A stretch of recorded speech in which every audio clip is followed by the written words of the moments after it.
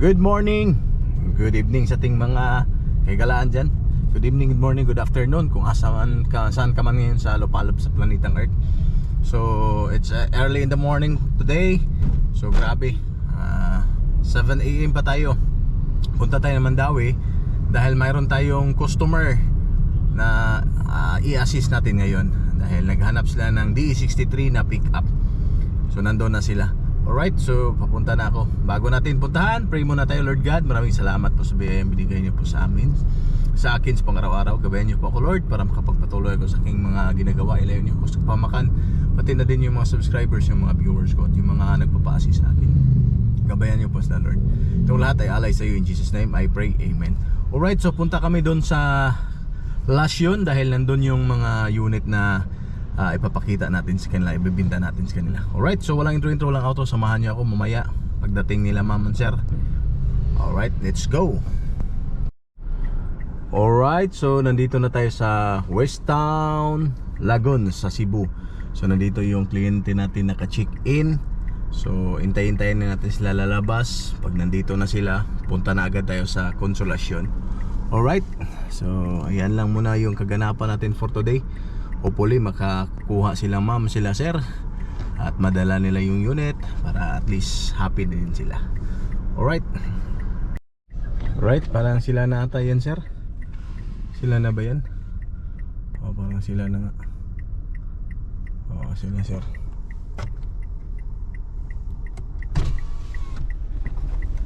Sir! Kay... kamu tumut. Ali. May buntag. May buntag dia. Ali, kamu. Boss. Ay buntag. Ali. Salod mo. Ay. Ige. Nana si sir. Okay ra sir? Naatas kamera. Okay na tayo. Nana silang sir mga. Taga-asa mo sir? Urmok sir. Urmok. Liti lang. Sila sir nandito na. Yon, so nandito na tayo sa yarda, no? So napakabilis lang, napakadali lang natin dahil pinatakbo natin ng 140 ang kurbada, 40 lang sa street. Joke lang 'yon. So agad nandito na sila sir. So puntahan na natin dito yung syempre ang ating sasakyan kung saan DE63 yung gusto nila, no? So mayroon dito as is 4x4 yung kailangan nila sir kasi medyo paakyat daw yung mga ano nila doon, tapos nasa province kaya dapat 4x4 daw. Sinabihan ko ng 4x2, mayroon tayo dito kaso ang gusto nila talaga is 4x4. Kaya ayun, 4x4 yung kunin natin, kunin nila. So hindi na tayo mapatumpik-tumpik pa. Ito na pinapakita ko lang sa inyo yung yarda natin, no? So nandito, ito yung mga sasakyan na nandito at mga iba pang mga syempre pangkabuhayang pangpamilyang sasakyan. Sila sir, nandun na, nag-check na sa kanilang unit na pinapakita ko, no? So yan yung mga van, sa next video natin dyan, ipapakita ko sa inyo yan. Okay, hintayin nyo yan. So mayroon tayong mga forklift, backhoe, mini dam, medium dam, elf, canter at iba-iba pa. So dami tayo dito mapipilian. So ang kagandahan dito is mura lang kasi hindi to malaking company, so wala silang direct to the owner talaga tayo, no? So nandito na sila sir, ito na. So nag-usap-usap na kami dito kung ito ba yung kunin nila or final ba, kung ano ba talaga. So pakinggan nyo na lang until matapos, tingnan nyo kung makukuha ba talaga nila sir ito. Kailangan simbulon, inanig naong ni, pero ug masimbol na dili inanig naong ha. Indot sa din balik na. Mga ina para na mga bagong mga simbol. Inanig naong. Pero tawagan ni kung inyo ang problema po kung dadaan yun wala pa na restock.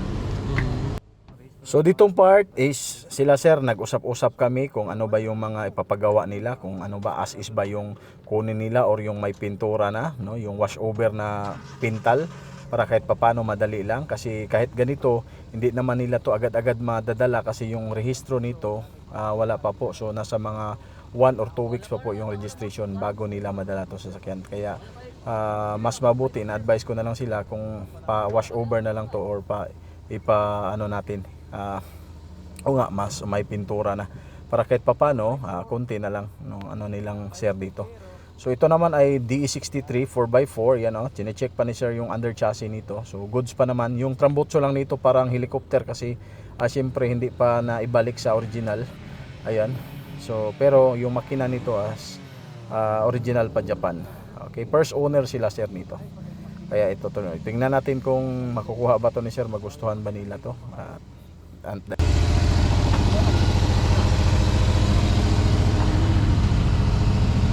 Dito din siya, kung pag nakumilder, eh, dili na mag-isuliso ba, dili na ka manao. Oh, kuan man eh.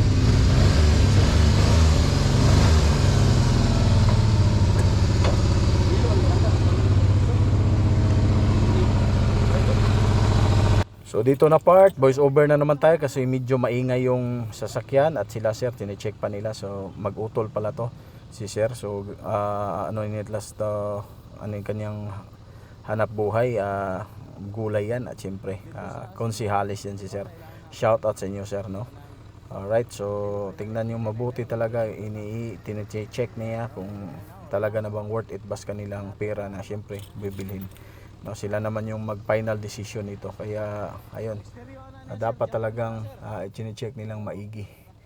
Alright, so after all, ito naman. So napag-usapan namin ni sir at ito daw yung kukunin na lang nila. Goods pa naman. So tingnan nyo yung kaganapan nito hanggang matapos. Kung hinaanin mo sir as is, makuha rin nila dali na simbolon sir. Pero ang problema ni ang restro. Nanam tayo restro dito eh. Kaya kung kana simbolon lang eh. Kuha rin ni Gwandi sir dali naman eh. Pero mo na hinaan naginaw. Yan gisura. Ginahan ka madala. Yan daw, yan gisura. At least kung mahumana preyaning ban, di na kakaila. Finish na. Pwede ra po na ipa-wash over ni mo to nato sir. Ang wash over mas dali. Ang wash over ni mo mas dali. Kanya tawagan ng So dito na naman na part, chine-check na naman agad nila sir, binalikan nila. So dito nga pala is ito na yung final decision nila, ipa-wash over na at syempre ipa-aircon at ito na magbabayad na sila sir. Dito na kami sa loob para magbabayad na. No?